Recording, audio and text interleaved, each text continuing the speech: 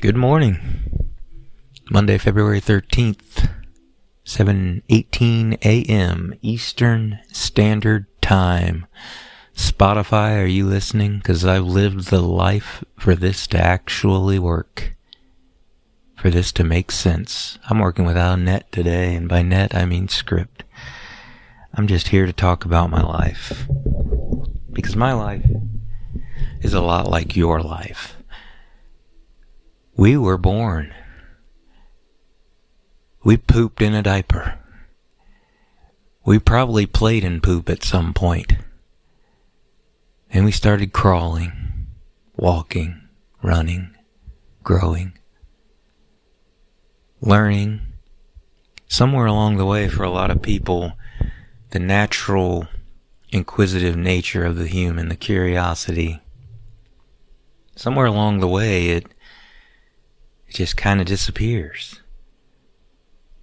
Now, is that because it has to, it's supposed to?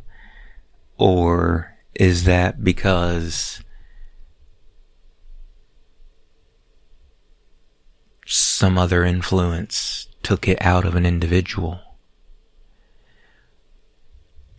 I am here as a testament that it's the latter. I don't know what my IQ is. I do know that I was born a stoic. I did not know that until relatively recently. I did know that I was different. I knew that I had an innate thing that we deserve better than this. That was always for my family, myself, neighbors, friends, the world. Never understood any of the negatives and anger, hate, misery. I'll never understand them. Well, let me correct myself. I do understand them. I understand them all too well. Back in that childhood, I went through quite a bit. My parents divorced, and I didn't really like that. I ended up staying with my mom, and she had severe cognitive dissonance issues, hoarding disorder.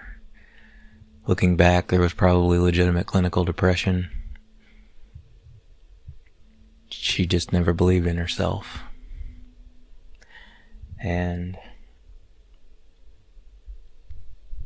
quickly she was in another relationship. And that guy, who today, his niece, hi cousin Katie, Lil and I love you. Well, that guy was a very, very depraved and sick individual who needed a tremendous amount of help. He was abusive, he was mean, he was bitter, he was messy himself. Created so many circumstances where I had to be the boy defending my mother. All the while I was trying to figure myself out. All the while I understood, even as a child, that each individual is accountable for each individual's response to anything. Jumping ahead just a little bit after the Richard years, we didn't have a car for 4 or 5 years. Someone who hears this, I guarantee you, saw me walking down East Main Street in Springfield, Ohio with a bag of dog food, like a little table, in my outstretched arms. That was my early farmer's walks kind of stuff. The workout, exercise, farmer walk. The groceries that we bought with food stamps that somehow was an entitlement versus a temporary assistance would be stacked on top of that bag of dog food. Usually the smaller quantity of dog food and other items because that's the cheaper shelf price, even though that is a trap because you always end up paying more. I'm not editing this either. This is all authentic. This is as authentic as Heather smiling when she died. It's as authentic as me graduating near the bottom of my class after I passed numerous exams without taking the courses, because that's our public education system. I refuse to live less than, because I did throughout much of my childhood. And I don't blame anybody for that. I don't blame my mom. I don't blame my dad. I don't blame Richard. I don't blame society. I understand that that's the species. I understand that things are generational, cyclical, and until that black sheep stands and changes something. I now know that my dad has the stoicism within him, and I imagine that my daughter has it within her because my dead wife, my Morticia as it were, had it in her, and I'll get back to that topic shortly as well.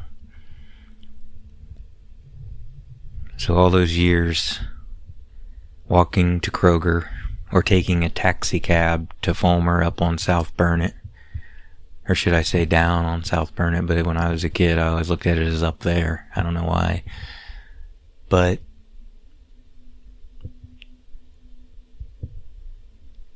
I mean, I remember a guy who was a classmate for several years and just a very bitter kid, bitter man now, who was mocking that he had seen me in the cab. And that same group of kids, that's the secret here. When we are born human, we have choices to make, and we make choices all the time. So all of those things, my mom's inability to believe in herself, combined with my innate necessity to believe in her, my father, myself, the systems in place, the institutions in place, be that religious, political, marriage, or otherwise, anything. And over time, I just noticed that I was basically recognizing through the stoicism that I now recognize. I didn't recognize it then, that it was stoicism, but through that, I was basically realizing that I am in total control of my surroundings and my mind and how I behave. And as such, I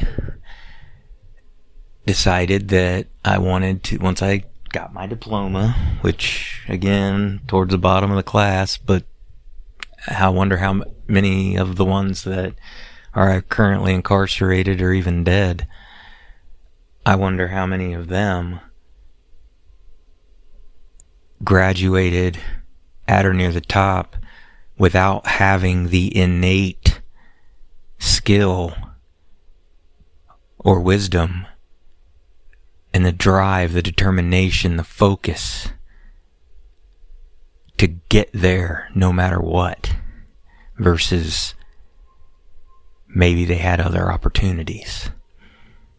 Not taking anything away from anyone. I don't know. It's just odds are.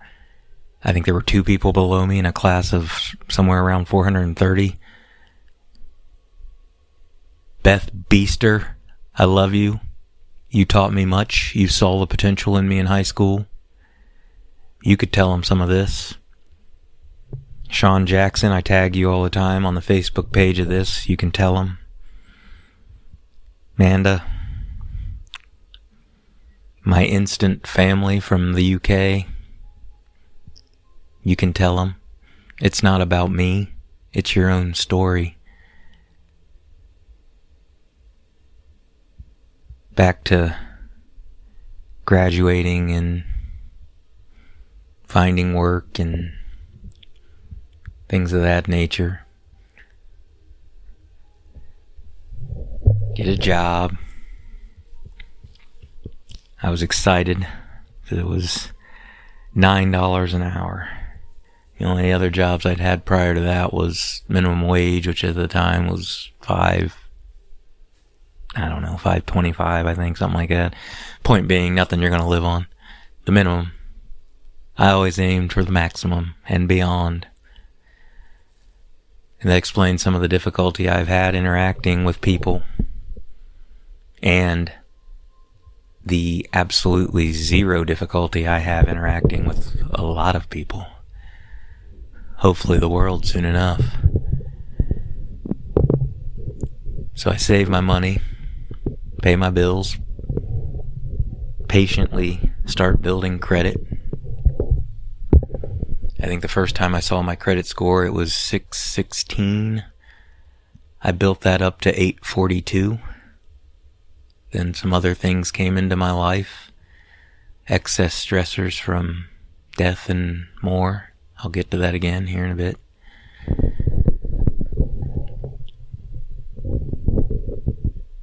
Ultimately start looking around to buy a house. Lived way too long, by my tastes, with my mother.